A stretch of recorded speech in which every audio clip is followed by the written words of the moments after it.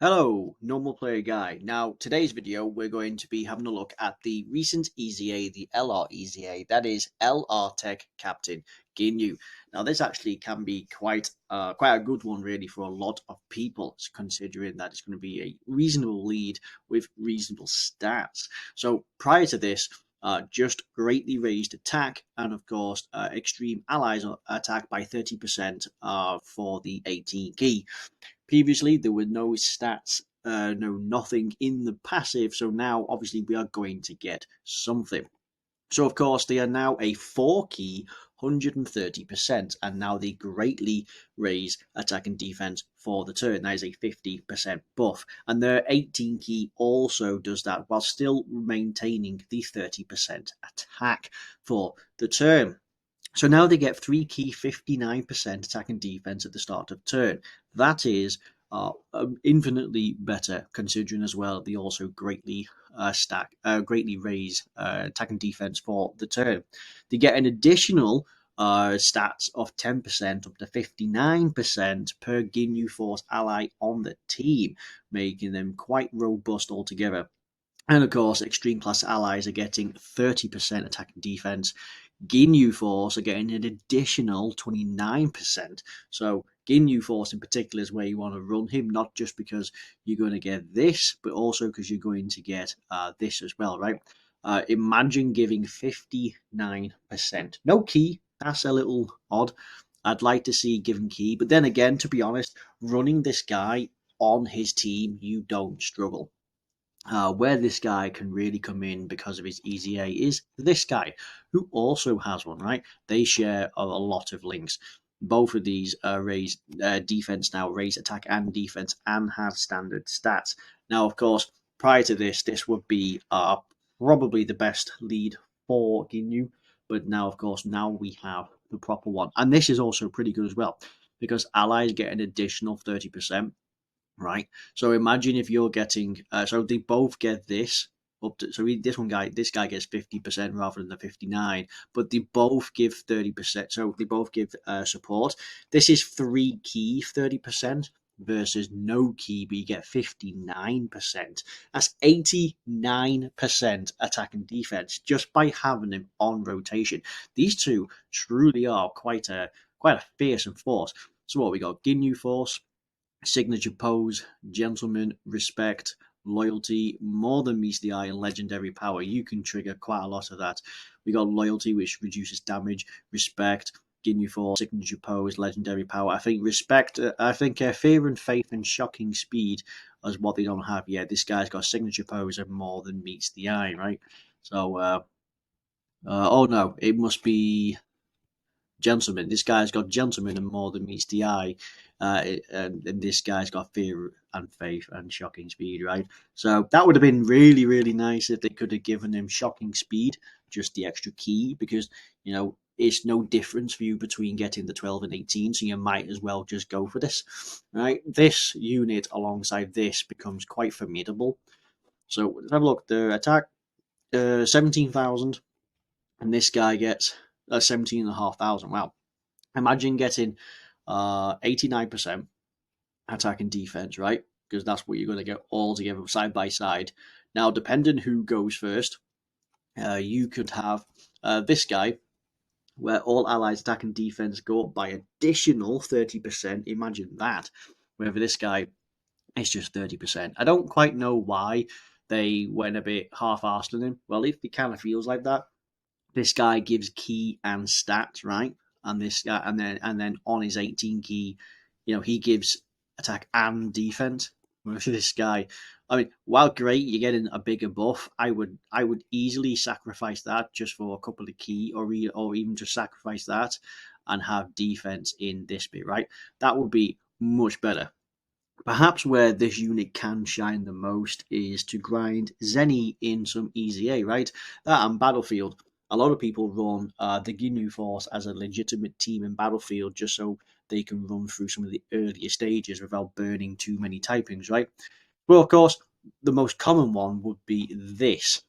This will be the original 6 EZA, which is the Fierce Battle Saga, right? The first one, right? Because the final one is Super Vegeta AGL. And of course, you got to use the Ginyu Force. Bear in mind that Guldo is also fairly reasonable. Remember, Guldo, alongside the Tech Ginyu, who's given support, Guldo ends up becoming quite substantial, quite capable of tanking a super attack even prior to supering. It'll still do a good chunk of damage, but between them and everyone else out there, unless Raccoon guards, he's getting insta killed. So this team can now actually be able to do this much easier. People may struggle, I must admit, from around 26 to 30. It was very difficult because they didn't easy A at the time. It was ludicrous. But now, if you haven't done this, or rather, if you're new, so if you're new, you should have the means to get both Bardock and Ginyu, which you will need. You need to do both of them to get both their easy A's, right? But this shouldn't be that much of an issue. This could be one of the best easy A's and content you've got to do. Little bit of work up, as I say, you got to get all the Bardocks, all the Ginyus, their associated ones within each one. You got to use the Bardock to go against the Ginyu Force with a random Ginyu in there, and you got to put the Ginyu to go against Bardock with the associated Bardock unit in there, right? And once you get that, you get these three LRs. The Bardock one will have an easy A. In fact, Bardock one will be exactly the same as this, except this will just be for Ginyu, and this will just be for Team Bardock, right? So because he is built the exact same way, so bear in mind there'll be absolutely no change. It will still have the same amount of stats at the start of turn, 59% free key. The super attack effects will be exactly the same. The leader skill is going to be the same. It will just say Team Bardock, right? So this will now become fairly doable for a lot of people. Of course, if you just wanted to grind up, there you go. Of course, I am now rocking around stage 205. To get from 150 to 200, I needed AGL Ginyu. I needed to super attack first, and I needed to do about 2 super attacks because that guy will still just wipe the floor with this Vegeta, right? Now that I've got a more substantial tech unit going in, it should be easier all around, right? Even if you didn't have the AGL Ginyu, now having this a stronger team, not just in leader skill, but just because it's another tech unit that's just been buffed, you should be able to get close to 200, if not passing 200, even free to play. You'll get plenty as any along the way. Obviously, you only need to go to 77 to get the associated medals, but it's just an easy way for free to play players just to get up, right? Just to have a crack at this. So that's primarily going to be used for outside of Battlefield. As for the categories, Planet Namek Saga, yes. If you have AGL Ginyu, you could easily run that. Ginyu Force, yeah, obviously this team's built around it. Dragon Ball Seekers, yeah, you can. It's he would get stats per Ginyu Force, but yeah, Join Forces probably not so much. Terrifying Conquerors, you see again, you'd have to build it around the Ginyu Force because again, even the AGL Ginyu since he is a Terrifying Conqueror's buff, right? Since he has that as a lead, and he also gets additional stats per Ginyu Force, you could legitimately run these side by side. That's not a problem because this guy would be giving him buffs, which would allow the AGL Ginyu to just be super effective, right? And of course, special pose can do Space Traveling Warriors. So Terrifying Conqueror, Space Traveling Warriors would be the same team. You'd have to have a Ginyu based build, and you'd have to have the AGL lead. There'd be no way around it. But for sure, Planet Namek Saga and Ginyu you can easily get. Okay, so that's going to be the end of this video. Quite a useful one, quite a good free to play.